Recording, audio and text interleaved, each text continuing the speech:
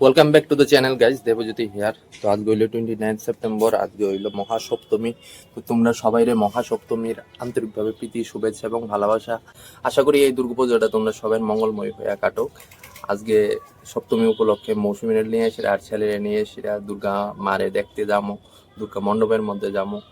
Officially ছেলের তো এটা দ্বিতীয় দুর্গোৎসব, কিন্তু হ্যার জীবনে প্রথমবার হ্যাঁ এটা নিজের চোখে এক্সপিরিয়েন্স করবো দুর্গাপূজাটারে। কারণ গত বছর আমরা ওষুধ আসলো আর হ্যাঁ মাত্র 3 মাসের আসলো, তো অবভিয়াসলি হ্যাঁ কি তা বুঝবো। তো এখন যেহেতু হ্যাঁ একটু বড় হইছে, তো ভাবছি হ্যারেডি এসে এই বছর একটু দুর্গা মারে দর্শন করা এসে আই। তো আজকে হ্যারেডি এসে বাইরানোর পর যে এক্সপ্রেশনটা থাকবে, এক্সপ্রেশনটা তোমরা সবাই লোকে শেয়ার করো। অবশ্য কালকে তো ষষ্ঠী আসলো, ষষ্ঠী উপলক্ষ হ্যারেলো এসে বাইরে ইসলাম। তোমরা যদি হ্যার ফেসবুক আইডিটা যদি ফলো করে রাখো তাহলে দেখতে পারবা হ্যার কালকের ভিডিওটা, মানে ষষ্ঠীর ভিডিওটা হ্যার চ্যানেলের মধ্যে আপলোড করছি। তো কি কি করতেছি না করতেছি সবকিছু তোমাদের শেয়ার করুন। One second. শুভ Durga Puja to all of you. আমরা একদম সোনা পাপা আয়ুষ একদম রেডি পূজার যাওয়ানের লিগা। হ্যাঁ হইছে হইছে পাপা, আর হাইটটা দেখুন লাগতো না, লাস্টে যে হাইটটা হ্যাঁ জুতা পরবো। আমরা ওনা রেডি হন বাকি রয়েছে, আমরা রেডি হইলে এরপরে যাইতেছি। প্যান্টারে চেঞ্জ করতেছে। ঘটনা হইলো হ্যাঁ যে সময় দিদা আইনা দেয়া গেছে এমন গেঞ্জি দুইটা, এক সেট ছোট এক সেট বড়।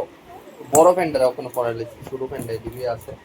আর এটা ছোট গেঞ্জি দুই, এটা আর বেশি দিন না, 1-1.5 মাস পরতে পারবো, এরপর আর পরতে পারবো না।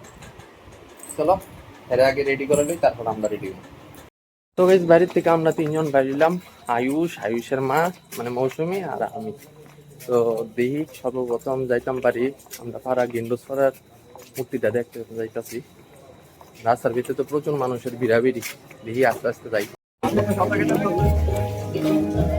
এখন আমরা পাড়া গেন্ডোসপাড়ার মধ্যে। তো এদিকের মূর্তিটা সববারই সুন্দর করে, তো এইবার গোল্ডেন কালারের মা মূর্তি করছে, দেখতে খুবই সুন্দর লাগবে। আইলাম জেপিসি ক্লাবের এখানে বটতলা, কিন্তু অবস্থা হইলো ছেলে ঘুমায় যাইতেছে গা। অটো দিয়ে আইতে আসলাম, অটো দিয়ে ঘুমায় গেছে গা। মানে দেখালো 1-2টা মূর্তি দেখে সেটা, এরপর বাড়ির যাবো গা। মৌসুমের কুলের টিকা আইসা আমার কোনো ঘুমায় গেছে গা,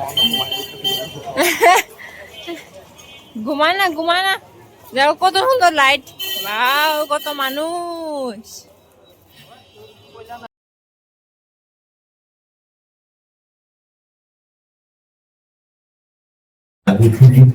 কেমনে আছে ফুটে, তবু কিন্তু আগমনের মাসি বাজিয়ে দিল ক্যালেন্ডারে পঞ্জিকায়।